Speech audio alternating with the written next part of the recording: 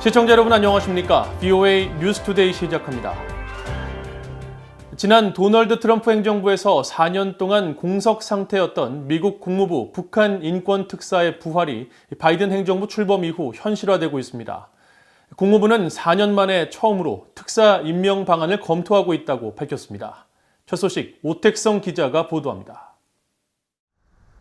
미국 국무부가 도널드 트럼프 행정부 내내 공석이었던 북한 인권 특사를 임명할 가능성을 처음으로 시사했습니다.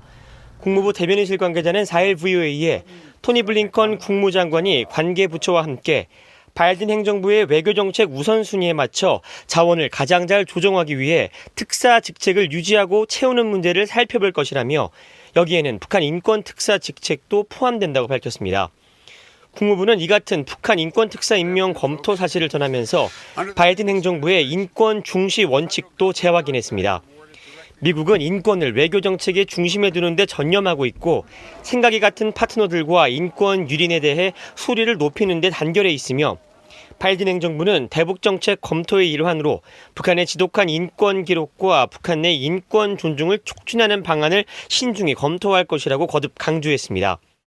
국무부는 지난 2017년 1월 로버트 킹 전 북한 인권 특사가 물러난 이후 특사 임명 계획을 문의할 때마다 북한 인권 실태에 깊이 우려한다면서도 행정상 발표할 내용이 없다고 답변해왔는데 북한 인권 특사 재임명 가능성을 내비친 것은 4년 만에 처음입니다. 바이든 행정부 출범 전 인수위원회에 북한 인권 특사 임명 촉구 서한을 보냈다고 밝힌 그레그 스칼라튜 북한 인권위원회 사무총장은 VOA에 국무부의 입장 변화를 환영한다고 밝혔습니다. We are dealing with extraordinarily important issues, a regime that's committing crimes against humanity and other very serious and egregious human rights violations. Restoring the position of Special Envoy will reinforce U.S. government commitment to addressing human rights in North Korea, an issue that's vital to the Korean Peninsula and also to the security of the American people.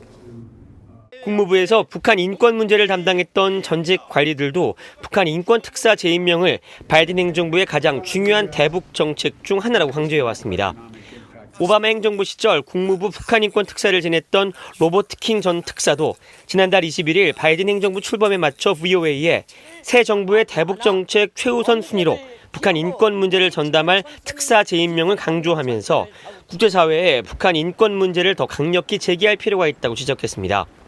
또 로버타 코헨 전 국무부 인권 담당 부차관보 역시 북한 인권 특사 임명은 바이든 행정부가 북한 인권을 개선하는 데 가장 중요한 일이 될 것이라고 밝혔습니다.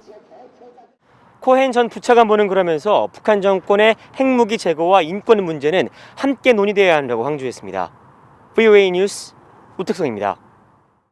미국과 한국 정상이 최근 전화회담에서 대북 전략에 대한 긴밀한 조율에 합의한 가운데 문재인 한국 대통령이 북한 김정은 위원장의 비핵화 의지에 대해 조 바이든 대통령을 설득하려 해서는 안 된다고 미국의 전문가들이 지적했습니다.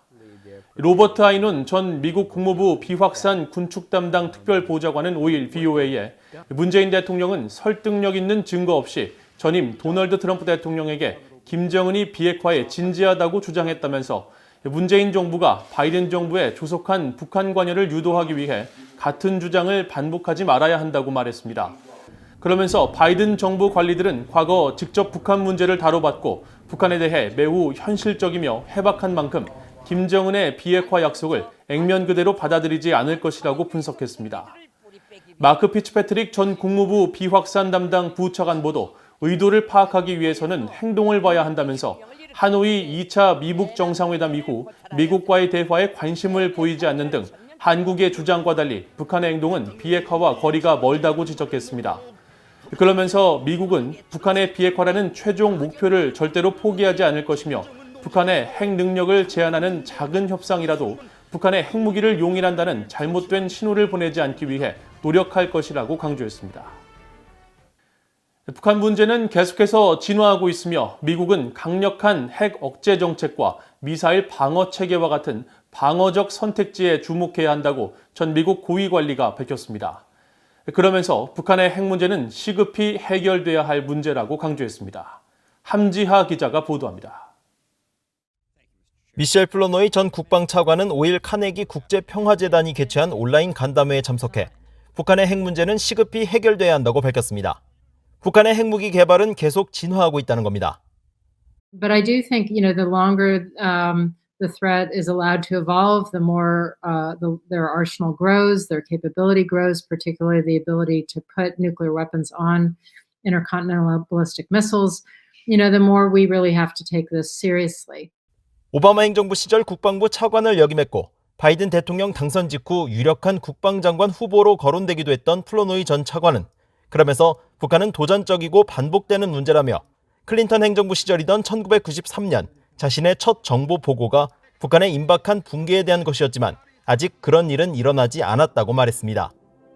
하지만 이 문제는 지속적으로 진화하고 있다고 지적하면서 구체적인 대응 방안으로는 미국의 강력한 억제력과 여러 선택지가 필요하다고 강조했습니다.